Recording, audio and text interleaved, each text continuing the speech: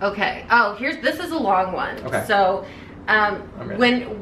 when you have a new video come out, I have YouTube notify me. Oh yeah. So oftentimes it'll be I'm at work and I'm doing something. I'll put my headphones in. I love it. And I just listen to you because it's use. You're not like showing something or doing something. So I just put it in my pocket and I listen, and I have conversations with you while I'm listening to your videos.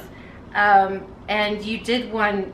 You were talking about something recently about airbrushed skin. Oh yeah. And people actually thinking that this is something that's real, almost like body dysmorphia in the skincare world. In the skincare world.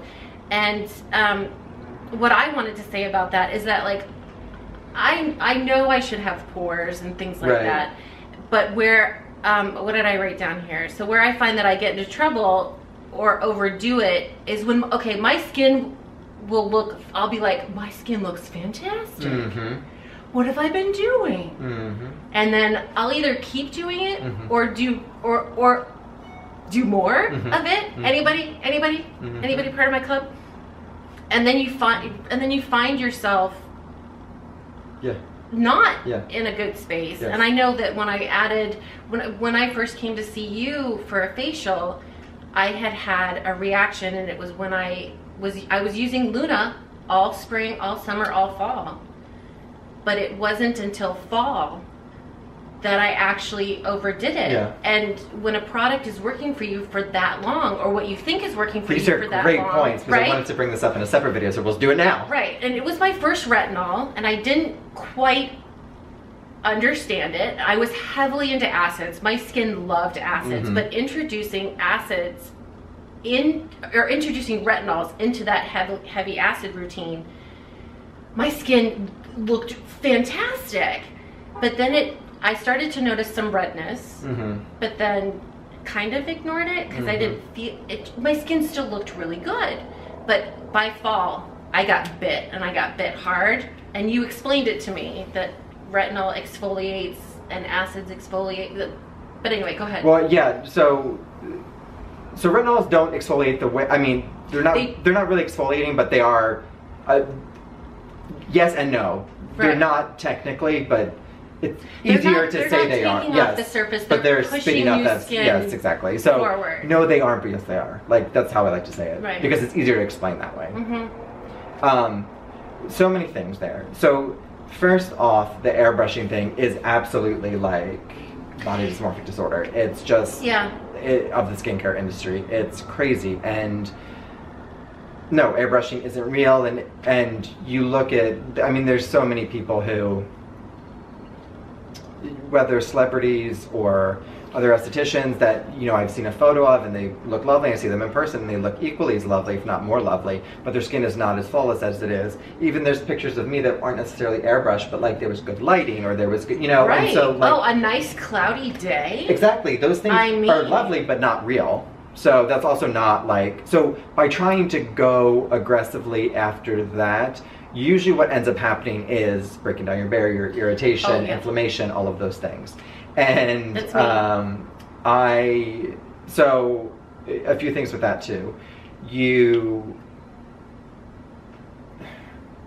I'm trying to like do this like cohesively, but it's not gonna, whatever. So we'll edit this. No, we're keeping this in because this is how my brain actually thinks. Because I wanted to go back to the point of you talking about how it wasn't until fall that you sort of got bit, like you said. Oh yeah. And there's people who will email me and be like, I've been exfoliating twice a day, every day for a year, and I'm fine. And I'm like, great. That doesn't mean any, like, you can go as long as you want. It will catch up to you at some point because your skin is changing. Your skin, so there are going to be times where like that might be true as of right now. Oh, my husband's coming home. All right.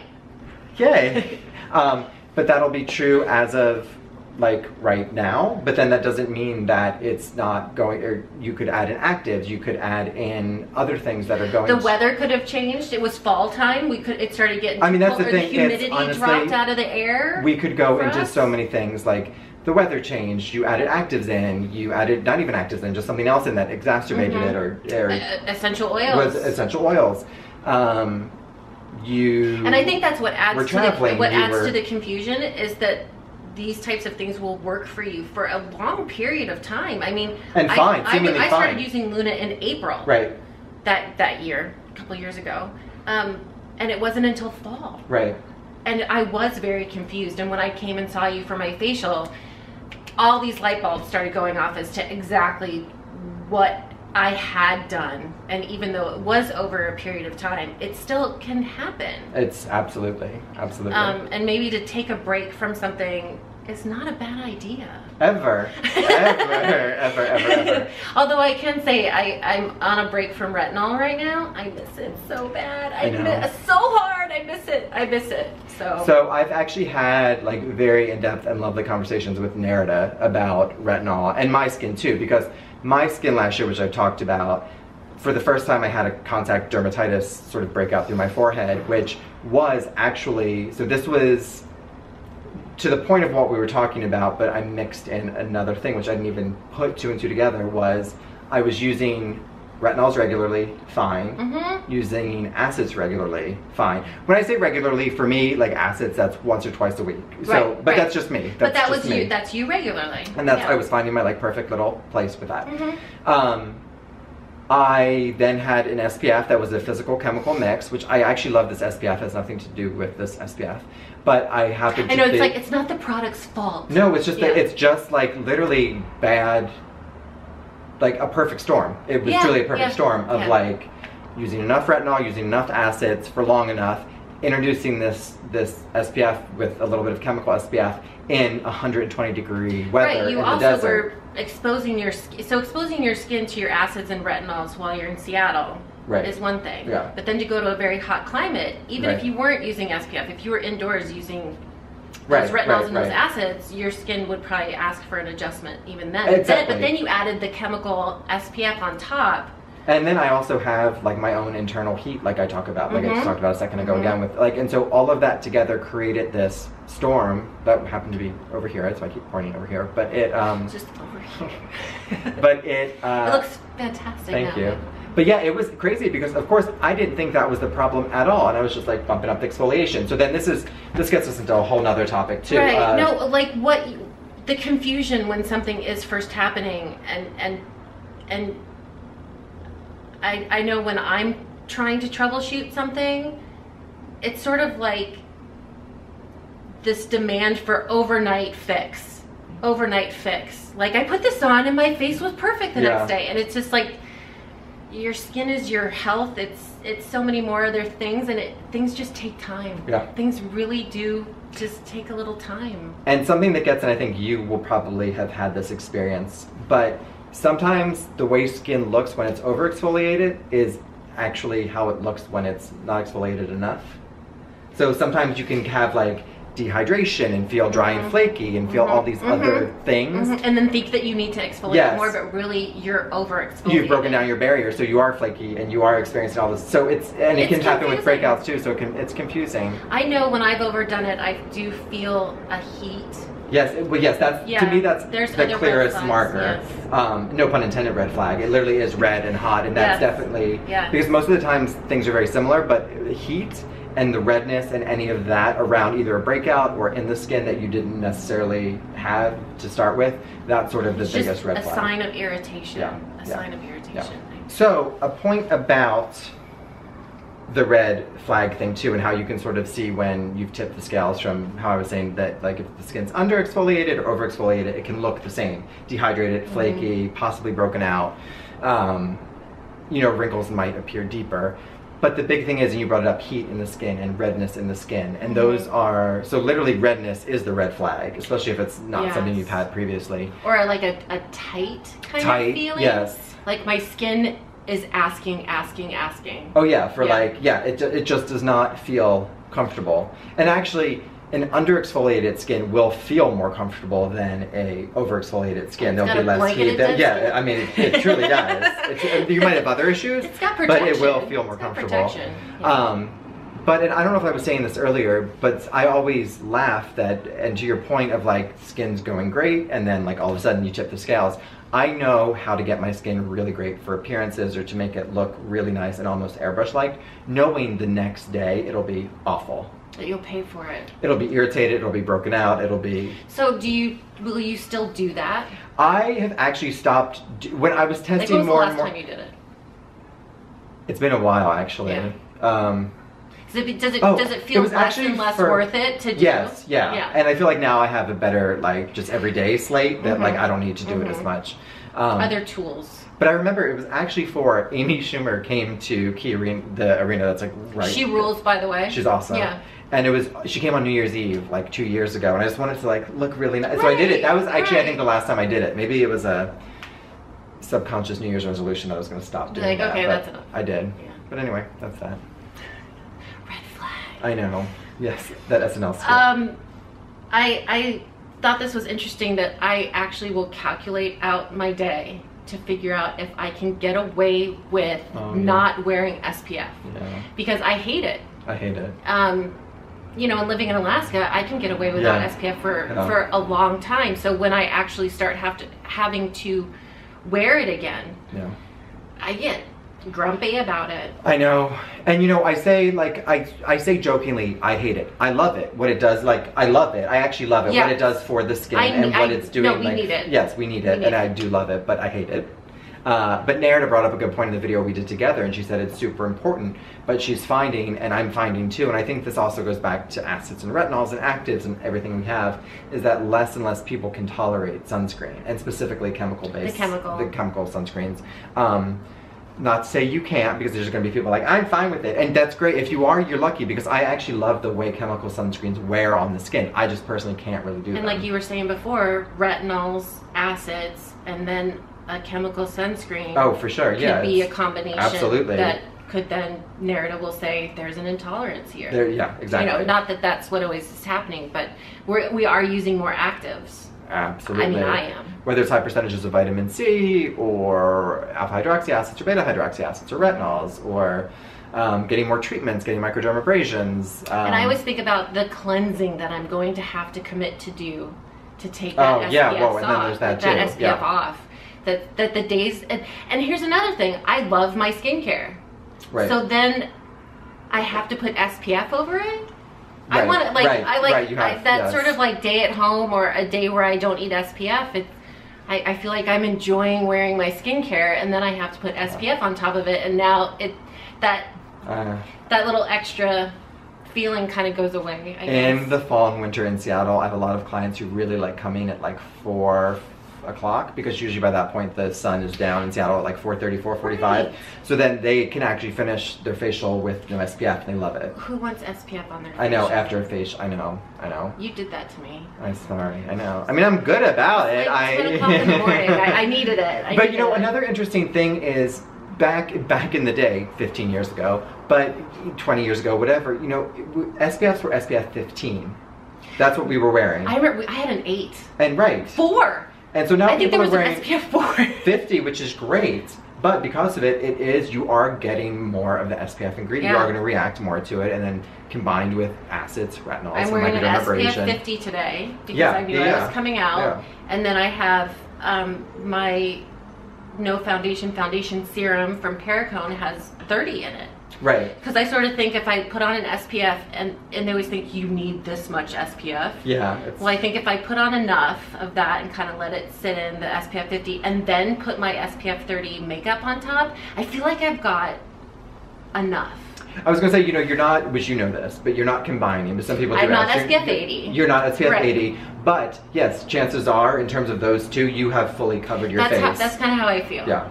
And you're yes, I have a stamp of approval from Jordan. Yeah. Okay, because I was going to ask you that. And it might be more of like an SPF 30, because I think it goes into, correct me if I'm wrong, but I think it goes, if you were combining two different numbers, I think they say that like it goes via the lower number, whatever. Regardless, you were covering you were getting a lot of SPF on your skin. I'll say I get the higher number. I think it's the lower, but okay. Okay. Well, Caroline, can you tell us? Maybe she can tell us. Okay, we got a couple more. Okay, so I had a flare-up. Mm-hmm. That's what I call it. Late summer, around August, and I wanted to run this by you. The reason I think that it happened is because the fall before that, I started SkinCeuticals Retinol 1%. Oh, right. And I went through it pretty successfully and came out the other side of the flakiness, and my skin was just was bomb. It looked really good. And I feel like I got like this street credit that then I could do anything. Yeah. Like, and then I started venturing out and trying a lot of new things. I lowered my retinol strength, but was doing different kinds of retinols, and I got a flare up. So basically what I wanted, my point is that I thought I had street credit and I could do all of these other things, and it meant I could do these other things, and that answer is no. The answer is no, yes, that's correct. And the answer is no for anybody, including, you'll hear, I mean, there's so many times you can look in a magazine and see a facialist talk about like a mistake I made, and it's like a recent mistake, and it was something where they thought their skin could take X, Y, and Z, and then they tried to push something else, and it just was, that was sort of the, what is it, the straw that broke the camel's back or whatever, and I've had that, and you've had that. And the thing specifically with retinol is vitamin A, it is cumulative, so a lot of times what happens is you'll see use once a week. And people use it once, and they're like, "Oh, it's not like my skin feels great. I'm gonna use it twice immediately, like the next day. Same thing. Skin feels great. Use it a third time. Oh, I'm gonna use it like a fourth time. And then they'll be like, "Oh, my skin's really red and it's really peeling." And so, yes. So. And I remember I got a consultation from you when I was gonna start the SkinCeuticals 1%, and you led me through it very well. I think I just got, on the tail end of that, I got overconfident. I went, oh, well, I'll use a 0.5% retinol from Neostrata, and that mathematically is going to mean something. But it's a different brand, it's a different percentage dose. Different delivery system, different. You can't figure that out on paper, that it's going to be okay. And I was sort of thinking that it was okay. And already, too, what you had already done with any retinol, you know, whether it was 1% or not, you know, like your skin had already had that little bit of sensitivity behind it. So still adding more in, even if it was a lesser percentage, you were going to be starting from not like a base level. You were already starting with skin that had been, you know, using that vitamin A. That's good to know. But, shh. Quiet. Those aggressive drivers. But yes, so to that point, the, street cred is not a thing. But right, and like brand to brand, dose to dose, formula to formula, routine to routine. Right. I thought that, oh, a 0.5%, I could use it the same or more, but that math never. Maybe with the same brand, if I had gone down to the 0.5% SkinCeuticals, that maybe, but even then, and even just cross branding, cross formulas, everything's so different. And the other thing too, because it's important to mention how I mentioned that going from people use it, you know, once and be like, my skin was fine, so they use it the second day consecutively or third or fourth. Right, and you warned me against that. And it's also the same for when people say like use it once a week for 4 to 6 weeks. Really use it, really use it once a week for 4 to 6 weeks, because while your skin might feel fine, your skin does need to build up that tolerance and that things are happening under the surface that we don't see. Absolutely. And then if you build up to 2 days a week for 4 to 6 weeks, but your skin gets really sensitive, then you stop there or you go back to just 1 time a week. So like it is a slow process to really build up when people do want to build up. But it's worth it. It's worth it. It's worth it for sure. But you have to have that patience, and you have to trust sort of in the fact. And you have to wear your SPF. And you have to wear your SPF. Even in Alaska. Even in Alaska. So my skincare goals. Yes. When people sort of look at what I'm doing, or maybe I look at what I'm doing, that I just want to see the person in the mirror looking back at me sort of reflect that I'm a happy, what I am on the inside, I guess is what I'm trying to say. I love that.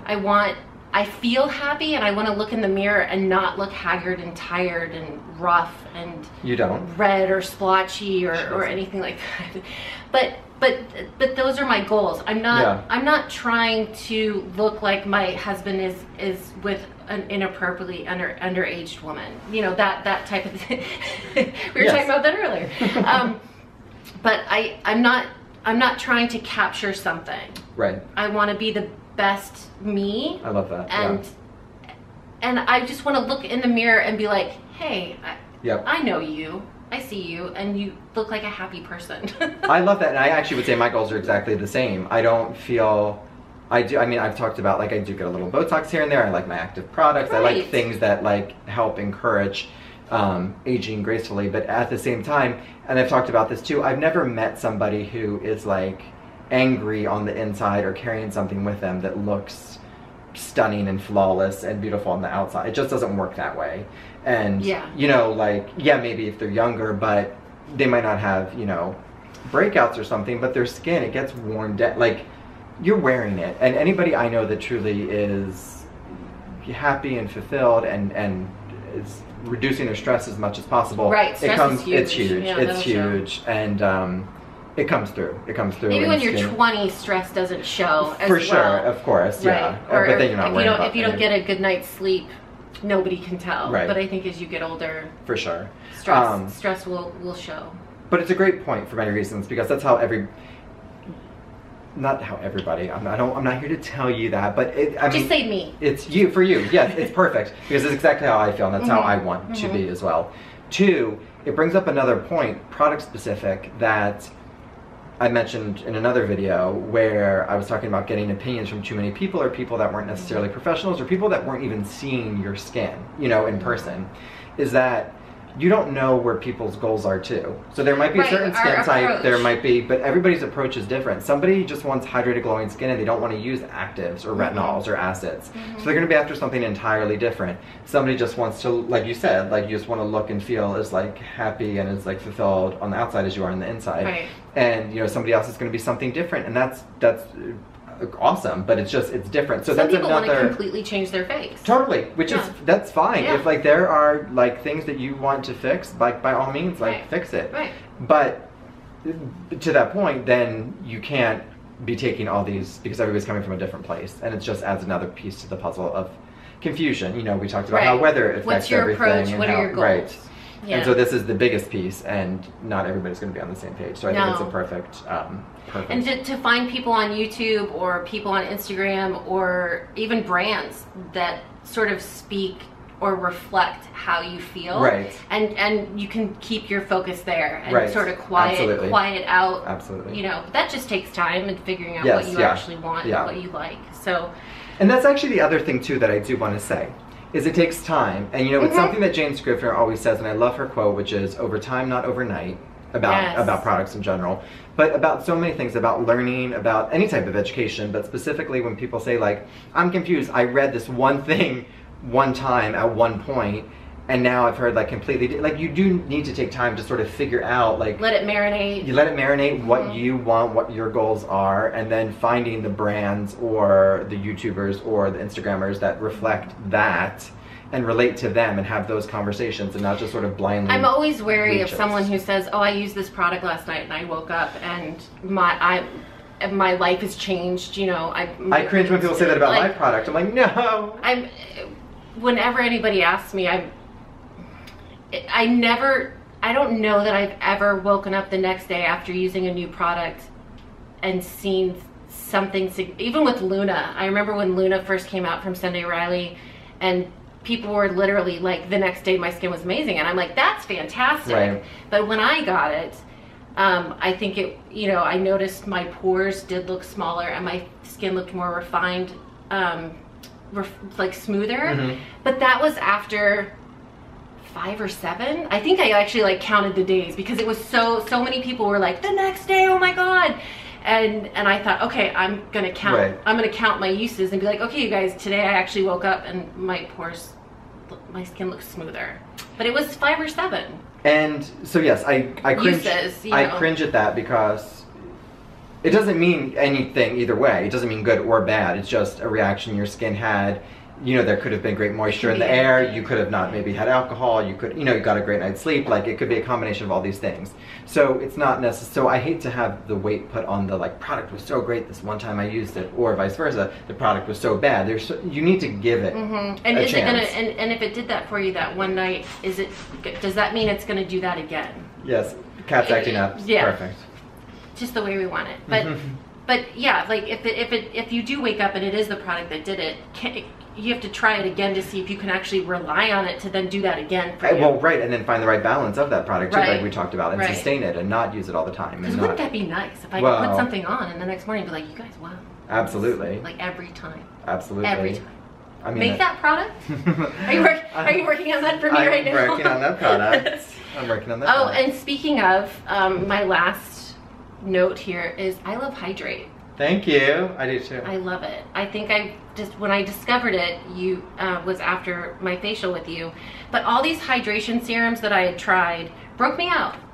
And being sort of an oily combo kind of skin, I was scared of it when you first showed it to me, and quickly became my first favorite from the line. I used it today, experimenting, making it into that creamy cleanser that you were talking about.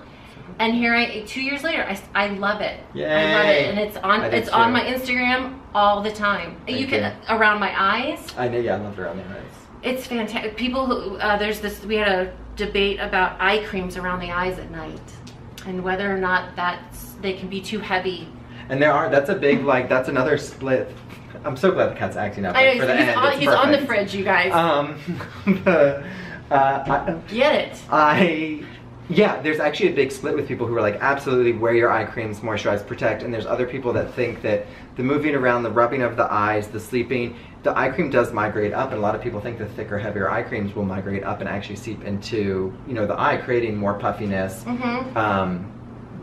I'm experimenting with it. I'm playing with it to see, because someone, pulled me into an Instagram debate on it, and I thought, it's worth a try, because I do suffer from allergies, so I can get a puffy eye, just like anybody, I guess.